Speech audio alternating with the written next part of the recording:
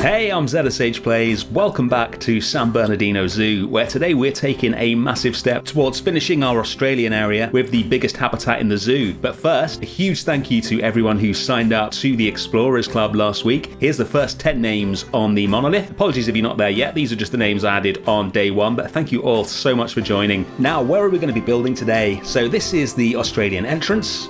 And it's on this path round here that we're going to be building possibly the biggest habitat in the zoo so far, I think. Ignore that temporary building there, that'll be going. So around this corner, we're going to be building a big habitat for kangaroo and emu. We do have a little staff building here. That's adapted from one of my designs for Tekton Zoo, just made it a bit more Australian looking. But that's the only thing that we have here at the moment. Round here, we'll be putting in a habitat that fills in almost this entire path. Let's get building.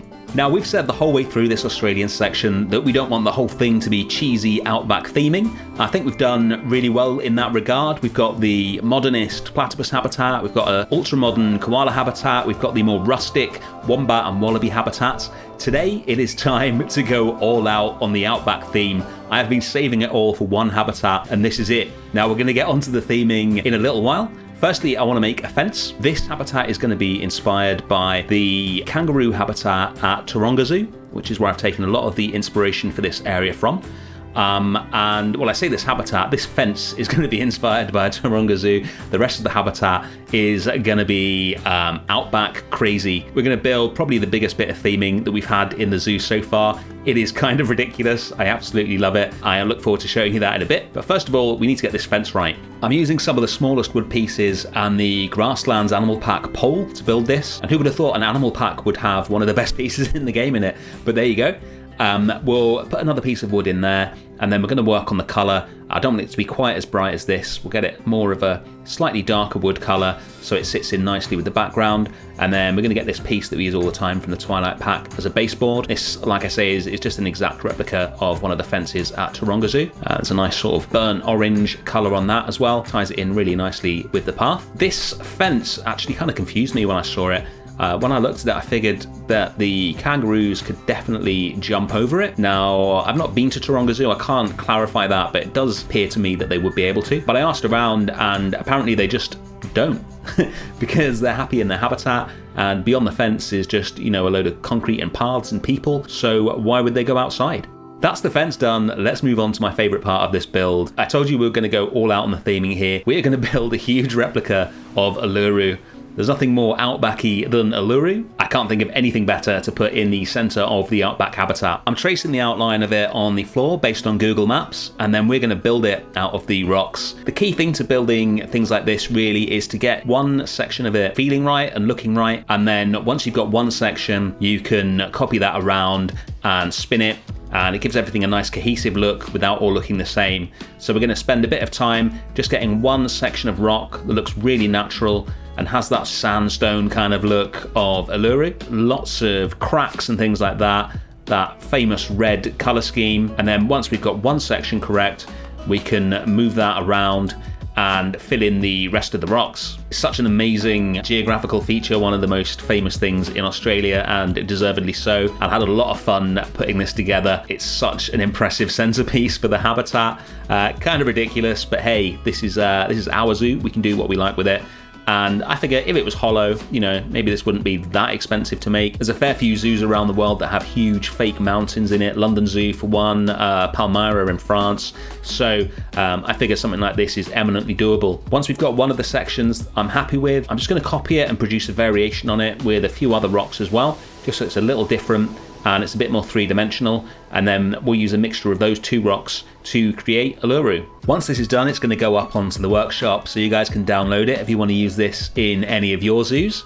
I'll try and get the whole habitat, or habitats rather, up, but because it's split into two habitats for reasons which I'll go into in a second, it's going to be very difficult to get that onto the workshop. But just Uluru on its own, I've saved as a separate blueprint, so that will definitely be up either today or soon. Check the community channels or our new Discord, and I'll let you know when it's going to be out. Almost there with this section. I've spent so long on this. I just really want to make sure it looks absolutely perfect, and there are no parts where you can see that it's been copy and pasted or anything like that. Almost there. Pretty happy with that. Just want to make it slightly more three-dimensional. We're gonna get the front part of it done, just this little bit here. using the individual pieces, so it's as individual as possible. And then once I've got one chunk that I'm happy with, we'll put some rocks to join it onto the floor more naturally, and then we'll group that together and copy it around. Group it into one and then start moving it around, getting it as close as possible to the pattern on the floor that I drew in based on Google Maps. That is the last piece there. Now it just needs a top to it. So we'll get some big flat rocks and just use this same rock basically and copy it to the places it needs to be, adds a bit of interest and gives a top to the rock. Let's take a look at it. As you can see from the drone cam, it is pretty huge. And scale is something I want to talk about in this week's Franchise Masters. So when you're building something that is supposed to be absolutely monolithically huge, but is actually small enough to fit into a zoo habitat, how do you make it look big? Well, the answer to that is scale. So what we're going to do is take the smallest Australian looking trees that we have, these little saplings, and plant these right in front of the rock as close as we can get to it while still looking realistic and not clipping into it. And because the human brain knows that trees are big, and because these trees are small, it tricks the eye into thinking that these must therefore be far away. And by doing that, we can make our little version of Uluru look as big as we want it to and make a really impressive centerpiece to the habitat. Nice. All right, let's move on to the terrain. With this being the Outback, we want this to be really dusty and sort of soily, sandy, that kind of vibe. So I'll fill it in with the terrain tool and then just put loads of different types of shrubby bits of grass here and there. And that grass is why this habitat is going to be split into two habitats, because I learned when I was making this that even though kangaroos eat grass, they tend to eat what the zoo provides for them. Emus, on the other hand, are grazers, and it doesn't matter what you feed them, if you have any sort of vegetation in their habitat, apparently they will munch it all down very quickly indeed. So if we want any foliage in the habitat, then we can't have the emus in here. So we're going to split the habitat in two and have a much lusher one for the kangaroos and a much drier one for the emus. Now, I wasn't happy with the texture on the floor. I thought it was boring. So we're going to use the wood chipping path to cover quite a lot of the habitat itself. Don't often do all the terrain in a habitat using a path, but it's just so much more interesting than the dirt texture on this temperate map. So we're going to use this. We're purposely going to leave some bits blank as well, so we get a nice mixture of the wood chippings, dirt. We're going to have a slightly lusher area in the middle here where I've just cleared and get lots of different colours going on. We'll drop in some rocks to cover up the gaps where the path meets the terrain. We'll use loads of grass, decals and all sorts of stuff to make it so that you can't see the join anywhere. And then we're going to have this lusher area in the middle which is going to stand out. I used some of the periwinkle leaves here for an alternate grass texture. They used to be my favourite piece in the game. I used to use them for everything, but they finally added some decent grasses into the game, so I don't use them as much anymore. But they've got a nice, slightly different shade of green on them compared to the rest of the grasses. So threw a few of them in there as well. And then we'll fill the rest of it up with some of the, I think that's the buffalo grass, if I recall correctly. We're going to get some rocks along the front here, in front of the fence. This is how they seem to do it in Taronga Zoo. There's nothing that the kangaroos wouldn't be able to walk over. But I guess it just makes it even less likely that they would escape from the habitat if they've got to walk on loads of different rocks and then jump the fence to get out. And then it's time to split the habitats in two using a ditch. So we're going to build a very simple concrete ditch and then decorate it with some of the rocks that we've already thrown into the habitat, and that'll keep the emus away from all that lovely grass that we just put in. So the concept with this ditch is to try and build it in such a way that unless the guests are stood right in front of the part of the habitat where the ditch is, that they won't notice it. It just sits away into the background. That's where the rocks come in. I'll recolor these in a bit so that they match the rocks that you can see on the left of the screen there. But this will just be yet another pile of rocks in the habitat, and that will hide the ditch in there. We'll also put some rocks in and things like that to make it less likely that the animals would fall into it. Not that they will do in Planet Zoo anyway. And then, yeah, we'll just get it in the right position, clone it a couple of times to fill up the space. Drop this one down as low as it'll go, and then we'll use the terrain tool to dig out the gaps in between the two sets of rocks. I get quite a lot of comments about how I move terrain around near enrichment items, staff buildings and things like that. So there's a few settings that you need to change. One is the scenery lock down on the right hand side, and there's a couple of settings on the actual settings menu as well which you need to change. I can't remember exactly what they're called. They're fairly obvious when you see them. That lets you modify terrain pretty much wherever you like, as long as it's not on a path or water. So I've just made a nice little pile of stones using the small faux rocks. We'll copy those around here just to keep the animals safe, and then it's onto the fences. I'm starting this just using the chain link barrier because I want it to be open at the back. I'd assumed when I was building it that I was going to enclose it with rocks like we did with the wallabies to keep the Australian feel. But when I did that, I realised that actually the habitat was a lot more effective if it had an open back and you could see out across the rest of the zoo, or where the rest of the zoo will be one day. Even though the rest of it obviously isn't going to be Australian themed, I think that's going to be much more effective. It just gives a big open kind of feel to it and makes the Uluru rock look more effective as well. Onto the finishing touches for the kangaroo part of the habitat. We'll put some decals on the side of the path as usual, put some more grass in to cover up the joins between the paths and the terrain, and then we'll put the enrichment items in.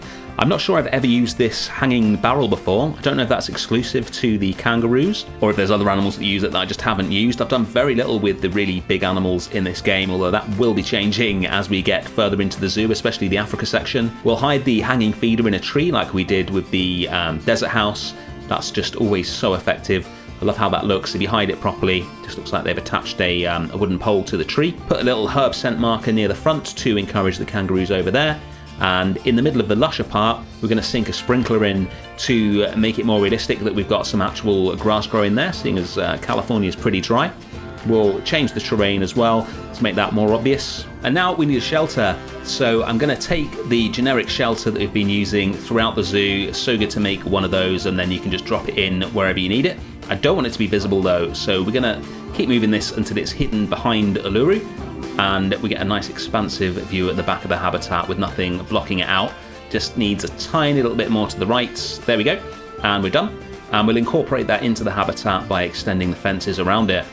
Then we're going to make the sprinkler look like it's actually in use, like we did with the tapir. So won't show you too much of this. You've already seen me do that. If you haven't, check out the tapir episode, but we'll attach it to that hose pipe there. And then it's onto the emus. So this is the emus half of the habitat, and as we've already discussed, it's going to be very similar to the kangaroos, but without the vegetation. So we're going to go through this really quickly. We're going to roughen up the terrain using the roughen terrain brush. We're going to drop in some rocks. We're going to put the paths in a fairly similar pattern, just with different areas of dirt. Drop in a forage box enrichment for them, and then as always we'll disguise the edges of that with some of the little pebbles, some of the slightly larger rocks, until it just looks like a natural little patch of mulch. We'll put the rocks back in at the front to keep the emus away from the guests, and that is the build done. Let's check it out. And here we go. I am so happy with how Uluru looks. It really does look pretty impressive in the middle of the habitat there. Even with no kangaroos in yet, I'm very happy with that. Here's the emus, and our first kangaroo should be along. There we go, there he is. Just hopping out into the habitat now. This is Bryson, our male red kangaroo. What an impressive beast he is. And here's one of the emus just stalking along through the outback. And this is an overview of the whole habitat from the guest path. I think it's really dynamic once the kangaroos are out and about in it. I think we've only got 4 in at the moment, but I think 2 of them are pregnant already, so won't be long before we've got more. I want to give a shout out to Caesar Creates, whose amazing dusty landscapes I'm a big fan of. He was a big influence on the various things that I've done to make a dusty habitat like this look as interesting as possible. I love the way these kangaroos look in front of Uluru. I was in 2 minds as to whether to build something as over the top as this, but I'm really happy that I did. Here's Bryson bouncing across the plain in front of it. That looks so cool. He's going to go back into his shelter here. Let's jump up into the drone cam and take a look at how far we've come today. This was the start. You can see the big blank area, and this is where we are now. It's a big step to finish in this area. There is just one habitat that I'm going to be building to finish it off. It is going to be so cool. I cannot wait to build it. If you didn't see your name on the Explorers Club monolith, don't worry, I'll be showing it at the end of every episode with everyone's name on there. I will see you next week where we will be finishing Australia. Thanks for watching. Bye.